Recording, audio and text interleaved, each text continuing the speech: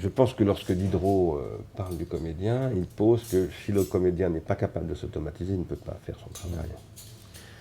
Mais je pense qu'évidemment, vous dites très clairement qu'en réalité, Diderot n'efface pas la sensibilité, mais il la fait venir après. Oui, c'est ça. Il faut une désensibilisation pour qu'une vraie sensibilité, enfin une vraie sensibilité, disons, une capacité à viser le type ou à viser l'idéal, ou puisse véritablement affecter, non pas à partir de ma sensiblerie de personne qui est aussi comédienne ou comédien, mais d'être hanté, justement, et qui est capable, à partir de sa propre hantise, de réactiver les fantômes des autres, pour le meilleur et pour le pire d'ailleurs, parfois.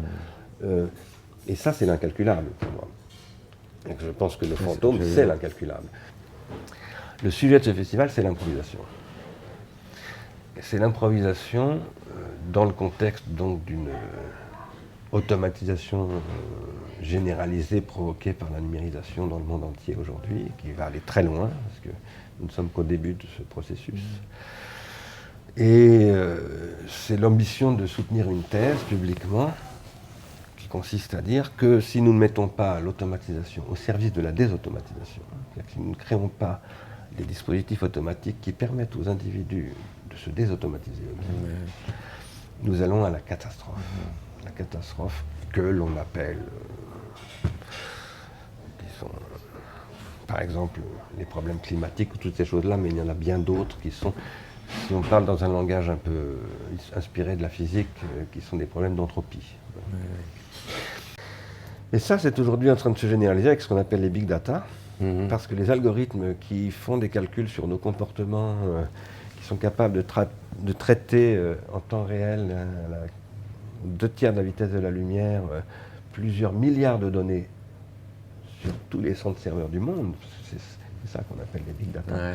Ce sont des modèles computationnels qui ont un effet redoutable parce que, étant donné qu'ils se produisent à la vitesse de la lumière, en fait, ils reviennent vers nous sur nos comportements plus vite que nos comportements eux-mêmes. Ah oui. Et donc, ils sont capables de les conformer. Ah oui. Et donc, nous sommes dans un processus aujourd'hui d'un audimat automatisé colossal, qui est le business model d'Amazon en réalité, parce que ce sont Google et Amazon qui ont développé ça à très très grande échelle. C'est ce qui leur fait gagner des dizaines de milliards de dollars par an de bénéfices nets. Et qui est en train de transformer l'individu en un automate, parce qu'il n'a plus de protension au sens de la phénoménologie, il n'y a plus d'anticipation, il n'y a plus de désir. Il suit ce que les algorithmes ont analysé à partir de ses rétentions comme étant le désir qu'il devrait avoir. Et finalement, là, il est hanté non pas par ses propres fantômes, mais par un automate, voilà, qui se substitue à lui. C'est vraiment pour nous le contexte de ce festival. Et dont on a très peu conscience, dans le fond. Parce qu'à partir du moment où on se sent automatisé, on sent que quelqu'un essaye de vous imposer ses propres désirs, il y a une réticence. Mais si on n'est pas conscient de ça, si cette automatisation prend les airs de la séduction, vous inquiétez pas, on s'occupe de tout, on vous prend tellement en charge. Alors là on s'abandonne. Tout à fait.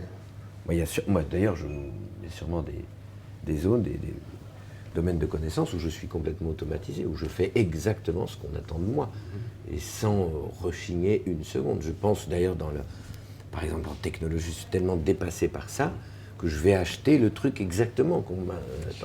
Là, je suis sans aucune défense, parce que j'y connais rien, j'ai envie de consacrer aucun temps à ça, je suis prêt à payer pour ne consacrer autant que ça marche. Bien sûr. Faites en sorte que je puisse aller sur mon ordinateur réservé. Et là, je suis d'une naïveté, d'une bêtise. Et il y a d'autres domaines où vous ne foutez pas de ma gueule, j'y connais quelque chose et j'ai un désir singulier. Tout à fait. Mais il y a des domaines, comment je pourrais résister, puisque je ne sais rien. Et même en économie, je veux dire, quand j'essaye de penser, par exemple, tout ce qui se passe en Grèce, je suis dépendant d'une certaine presse qui peut-être me trompe. Bien sûr.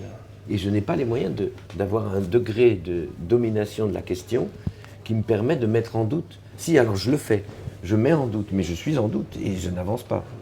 Je me dis peut-être qu'il n'a pas tout à fait raison de dire ça.